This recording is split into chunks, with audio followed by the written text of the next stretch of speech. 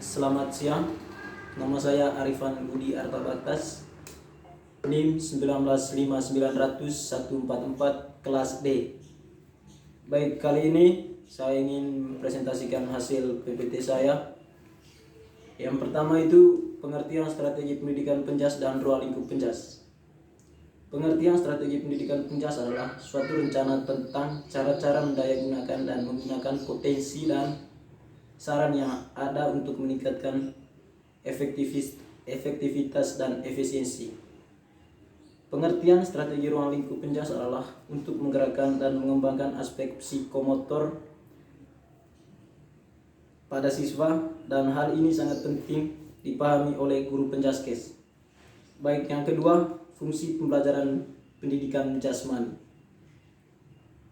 Fungsi pembelajaran pendidikan jasmani terdiri dari beberapa aspek. Yang pertama itu aspek organik, dan aspek organik terdiri dari tiga bagian, yaitu menjadikan fungsi sistem tubuh menjadi baik. Yang kedua, meningkatkan kekuatan otot. Yang ketiga, meningkatkan daya tahan otot.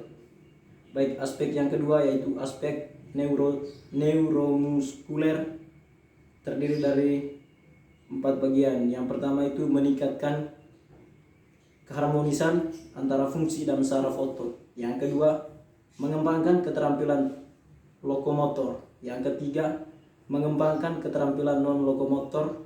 Yang keempat, mengembangkan keterampilan dasar manipulatif. Aspek ketiga yaitu aspek perseptual. Aspek perseptual terdiri dari 3 bagian, yaitu yang pertama, mengembangkan kemampuan menerima dan membedahnya. Yang kedua, mengembangkan hubungan-hubungan yang berkaitan dengan tempat atau ruang. Yang ketiga, mengembangkan koordinasi gerak visual. Baik, aspek yang keempat yaitu aspek kognitif.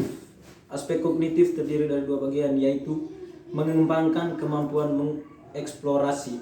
Yang kedua, meningkatkan pengetahuan peraturan permainan. Baik, aspek kelima yaitu aspek sosial. Aspek sosial terdiri dari 2, yaitu menyesuaikan diri dengan orang lain dan lingkungan. Yang kedua, belajar berkomunikasi dengan orang lain. Aspek keenam yaitu aspek emosional. Aspek emosional terdiri dari 2, yaitu mengembangkan respon yang sehat terhadap aktivitas jasmani. Yang kedua, mengembangkan reaksi yang positif sebagai penonton. Baik, yang ketiga, perencanaan fasilitas dan persiapan mengajar. Perencanaan fasilitas dan persiapan mengajar yaitu terdiri dari 2, yaitu perencanaan fasilitas merupakan suatu kegiatan yang dilakukan sebelum dan sesudah perusahaan beroperasi. Tujuan perencanaan fasilitas adalah menunjang tujuan organisasi melalui peningkatan material handling dan penyimpanan, menggunakan tenaga kerja, ruang, peralatan, dan energi secara efektif.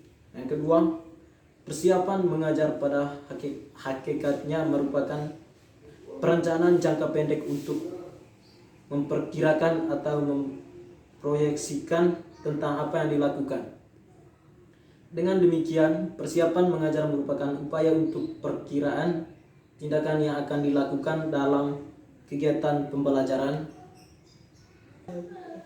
Dalam mengembangkan persiapan mengajar, terlebih dahulu harus menguasai secara teoritis dan praktis untuk unsur-unsur yang terdapat dalam persiapan mengajar. Kemampuan membuat persiapan mengajar merupakan langkah-langkah awal yang harus dimiliki guru dan sebagai muara dari segala pengetahuan teori, keterampilan dasar, dan pemahaman yang mendalam tentang objek belajar dan situasi pembelajaran. Dalam persiapan mengajar harus jelas berkompetensi dasar yang akan dikuasai peserta didik, apa yang harus dilakukan, bagaimana mempelajarinya, serta bagaimana guru mengetahui bahwa peserta didik telah menguasai kompetensi tertentu. Baik, yang keempat, indikator keberhasilan pembelajaran pendidikan jasmani. Indikator adalah acuan penilaian untuk menentukan apakah peserta didik telah berhasil menguasai kompetensi. Untuk mengumpul informasi apakah suatu indikator telah tampil pada siswa, dilakukan penilaian sewaktu pembelajaran berlangsung atau sesudahnya. Sebuah indikator dapat dijaring dengan beberapa soal atau tugas. Selain itu, sebuah tugas dapat dirancang untuk menjaring informasi tentang tercapai beberapa indikator. Keberhasilan pembelajaran mengandung makna ketuntasan dalam belajar dan ketuntasan dan proses pembelajaran. Artinya, belajar tuntas adalah tercapainya kompetensi yang meliputi pengetahuan, keterampilan, sikap atau nilai yang diwujudkan dalam kebiasaan berpikir dan bertindak. Baik, itu saja hasil presentasi saya. Apabila ada kata-kata yang salah, saya mohon maaf dan selamat siang. Terima kasih.